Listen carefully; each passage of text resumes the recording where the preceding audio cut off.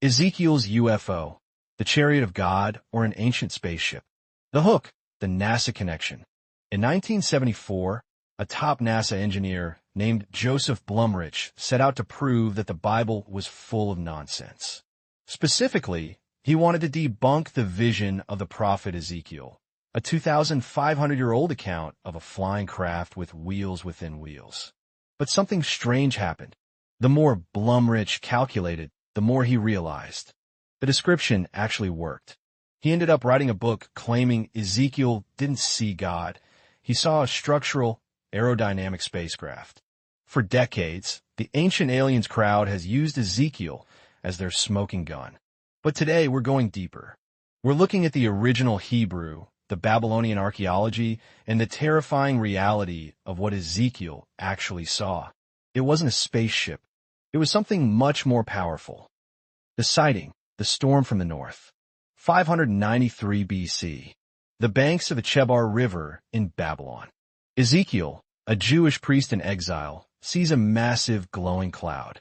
Inside, for creatures, each with 4 faces, man, lion, ox, and eagle. But the real mystery lies beneath them.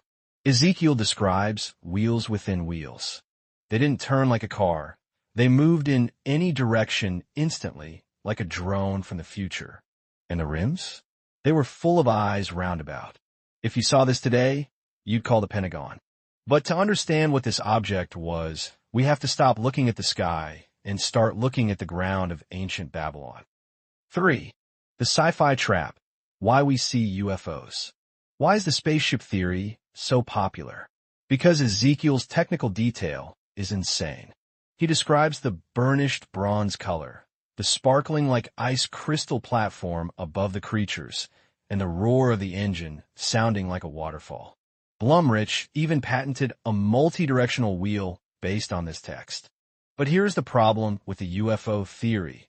It's chronological snobbery.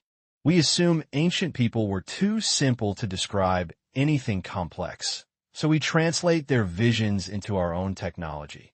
But Ezekiel wasn't looking for a pilot. He was looking at a throne. The debunk, the Babylonian context. Here is the inside scoop that most YouTubers miss. Ezekiel was in Babylon.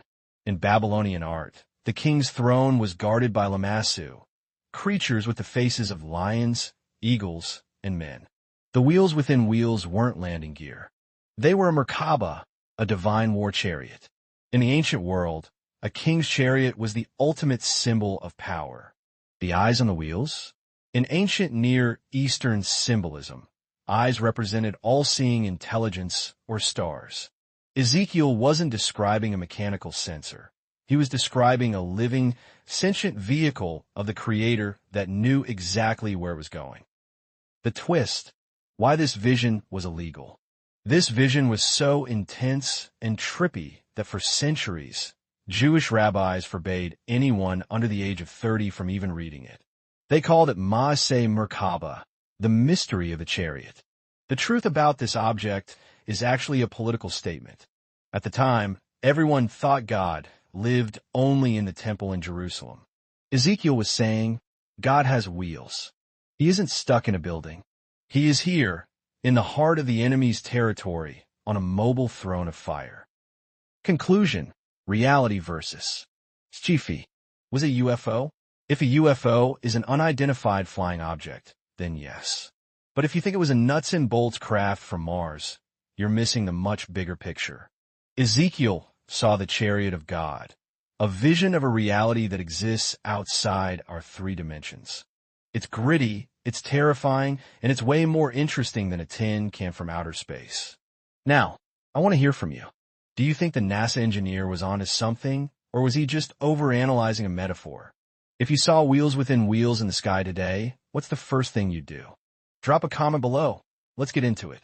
Don't forget to like for more historical deep dives and subscribe to see our next investigation, the forbidden secrets of the Book of Enoch. Thanks for watching. Keep seeking the truth.